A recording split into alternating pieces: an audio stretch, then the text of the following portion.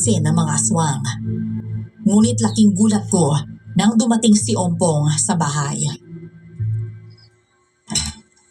Ma'am Beltran, tumama po kayo sa akin sa punerarya. Si Daniel po kasi bigla siya nawala ng mali sa baryo eh. Mabuti na lang nakita ko siya kaagad. Ano? Bakit? Hindi ko rin po alam eh. Tsaka yung mga amo kasi namin, masasama rin yung pakiramdam nila. Basta nagkasabay-sabay po sila eh. Teka sandali lang, kukunin ko lang ang tukod ko. Sige po, pakibilisan na lang po, Ma'am Beltran. Mabilis akong sumunod sa punerarya at nadatnan ko si Daniel na may hawak na yelo at nilalagay sa ulo niya. Nag-aalala akong lumapit sa kanya at kaagad akong nagtanong.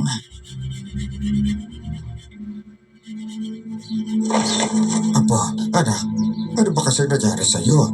Bakit bigla ka na lang natumba? Abay, mabuti na lang hindi naumpok yung ulo mo sa semento. Kasi biglang sumama yung pakiramdam ko eh. Pumasok ako sa banyo para sana magpahinga doon. Kaya lang hindi kinaya ng katawan ko eh. Paano ba naman po kasi? Kulang na lang akuin niya lahat ng trabaho dito eh. Kinabihan ko naman siya eh. Na kapag hindi na niya kaya, magpahinga siya. Teka, kumusta na pala yung mag-asawang amo natin? Ayos na ba sila? Nagpapahinga silang dalawa. Ma'am Beltran, dalhin niyo na raw muna si Daniel pauwi sa inyo. Bukas na lang daw siya papasok ulit. Oo, kahit ako, pakisabi na lang sa kanila, pasensya na talaga. Ito kasi si Daniel, hindi nag-iiga. Napadaan kami sa hapagkainan kung saan hinahain ang pagkain ng pamilya. Marami pang natitirang ulam sa lamesa. Nakakaakit ang amoy noon. Iba't ibang putahe, pero lahat ay puro karne.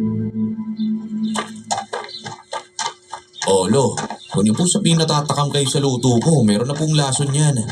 Kaya tayo hindi naubos dahil tumalab ang lason mo sa kanila eh. Mukhang gano'n na nga po. Bukas natin malalaman kung anong nangyayari sa kanila. Kung mamamatay ba sila o hindi. Bakit naman nawala ka ng malay kanina? Ano ba kasi ginawa mo? Akala ko kasi hindi tatalab yung lason kapag kinain ko. Yung pala kapag naamoy mo lang yun, tatalab din pala kahit sa tao. Ay, nalinti ka na. Bakit mo naman kasi nilanghap ang usok na tao na yun? Lason din yun eh. Hindi naman kasi kayo nagsabi. Kayo po yung mas nakakaalam at kung ano yung dapat sinasabi niyo sa akin, yun yung susundin ko. Anak ka talaga ng nanay mo po. Halika na. At mahanap ako na ng lunas yung tama ng lason sa'yo.